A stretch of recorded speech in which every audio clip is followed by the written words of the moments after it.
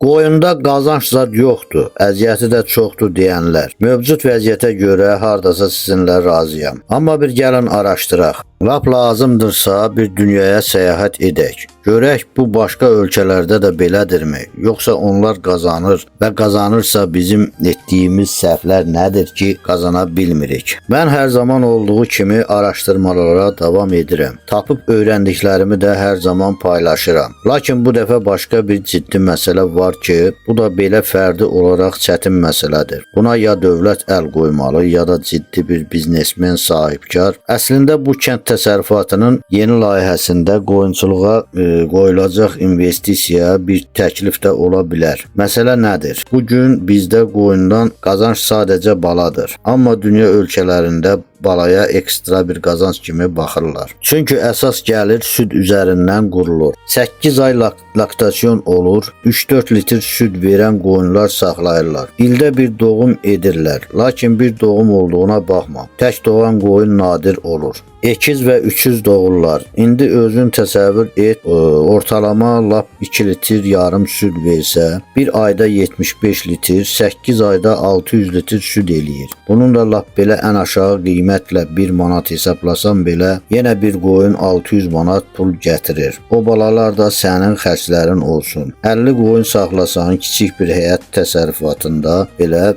qapalı şəraitdə bu 30 min manat edər. Bir ildə aya böldüyündə 2500 manat edir ki, bu çox gözəl bir məbləğdir. Ölkəmiz üçün uyğun olan süd qoyun cinslərindən İspaniyanın Assaf cinsi və Fransanın Lagun cinsi və yaxud da ki, qardaş Türkiyənin Sakız qoyunu cinsləridir ki, təklif edərdim bu çox sayda Azərbaycana gətirilsin və ailə təsərrüfatçılarına faizsiz kreditlə paylanılsın. Süd pendir zavodları da normal qiymət ilə südü təsərrüfatçıdan alsın və imkanı olub öz südünü istehsal edib bazarlaya bilənə lisenziyalar verilsin. Necə onu da izah edib. Mən Avropada bunu öz gözümlə gördüm. Bir adamın həyətində cəmi 10 keçi var idi, 2 inək. Amma adamın həyətində pendir emalatxanası var və bir marka idi. Öz adı, öz etiketi, özü satış edirdi. Bunun da öz ölçüləri, qaydaları var. Hansı şərtlərdir onu da təmin edib ölkədə həyata keçirsələr, ölkədə kənd təsərrüfatına insanlarda daha da çox maraq oyanacaq.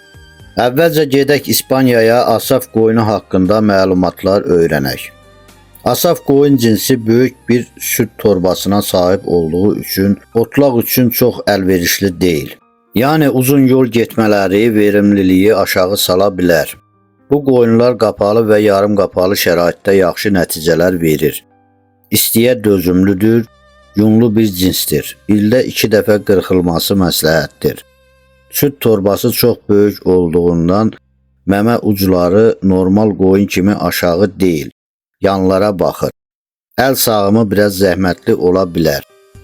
Bu cinslər çox sakit heyvandır, insana yaxın, insandan ürkməyən qoyunlardır. Assaf qoyunu ekizliliyi 1.8%'dir. Yəni 100 qoyundan ortalama 180 quzu almaq, amma Assaf quzuları canlı ağırlığı normal iri quzular olur. Sürətli inkişaf edirlər, xəstəliyə dözümlüdür. Özlərini az qoyan quzular deyil, 5 ayda 40-45 kiloya çata bilirlər. Assaf qoyunları normal olaraq 7-8 ay sağılır. Yaxşı baxılarsa, növbəti doğumuna 1 ay qalana qədər sağıla bilər. 2 litrdən az süd verəni yoxdur. Normal baxımda ildə 800 litrdən 1000 litrə qədər süd almaq olur. Çox vacib bir məlumat var, bunu bilmək vacibdir. Assaf qoyunun məmələri yan tərəfə baxdığına görə yatanda yerdən xəstəlik keçə bilər. Ona görə də qoyunları sağıma az gətirilir. Sağdıqdan sonra yemləməyə göndərmək lazımdır ki, ən azı 1 saat yatmasın. Çünki sağımdan sonra məmə ucları açıq qalır. 1 saat müddətində tədricən bağlanır. O yüzden sağımdan sonra ən az 1 saat yatmamalıdır və sağıldıqdan sonra məmələri dezinfeksiya olmalı. Çünki yatmasa belə məmələri yana baxdığından qılçalarına sürtünüb mikrop götürə bilər. Hər gözəlin bir öyübü olduğu kimi bu da Assafın zəif nöqtələridir. İndi keçək fransızların Lagun cinsinə. Lagun Assafdan fərqli olaraq yunsuz bir cinsdir. Qarın altı tamamilə yunsuz olur. Çox vaxtlar qırxmağa gərək olmur. Yununu özü tökür.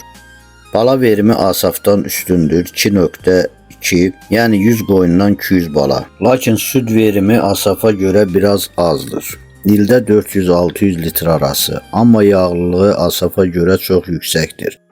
Belə ki, süd satacaqsansa Asaf gəlirlidir, pendir satacaqsansa Lagun. Məmə forması normal qoyun kimidir, amma torba böyük olduğundan otlağa çox yararlı deyil. Həm də qapalı ya o yüzden uyğundur ki, bu heyvan istiyə çox dözümlü deyil. Mənfi 20 dərəcə, müsbət 20 dərəcə arasında heç bir problem olmaz. Lakin bərk istilərdə dözümlü deyil.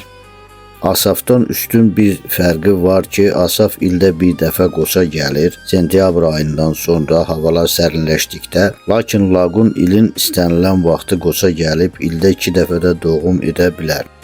Quzuları Asaf quzularına baxanda biraz zəif olur, hərəkətsiz olur. İlk bir ayda çox baxım tələb edir, lakin sonradan sürətlə inkişaf edir. Asaf quzuları kimi 5 ayda 40-45 kiloqram çəki verir. Son nəticəyə gəldikdə iki cinsdə qazanclıdır. Seçimi bölgənə görə et. Daha isti zonada yaşayırsansa Asaf seç, biraz soyuq bölgədə olursansa Lagun.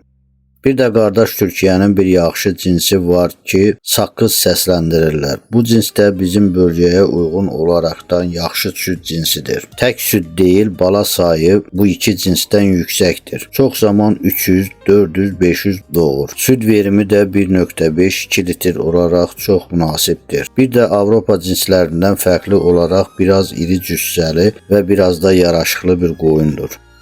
Bu cinsin də ölkəmizə geniş yayılmasını çox istərdim. Ümumiyyətlə başa düşmək lazımdır ki, təsərrüfatçıya qazanmaq lazımdır.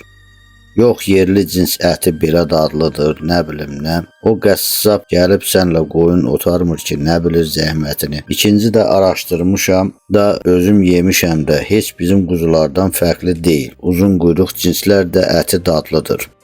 Hələ əksinə sağlıq baxımdan daha məsləhətlidir. Çünki uzun quyruqlarda xolesterol yoxdur. Bunu da həkimlər çıxıb ifadə edər yəqin ki. Məsləhət deyil də təklif edərdim ki, bu araşdırdığım cinslər Azərbaycana çox sayda gətirən olsun. Xoşça qalın, sağlıq olsa bir də görüşərik. Allah amanında.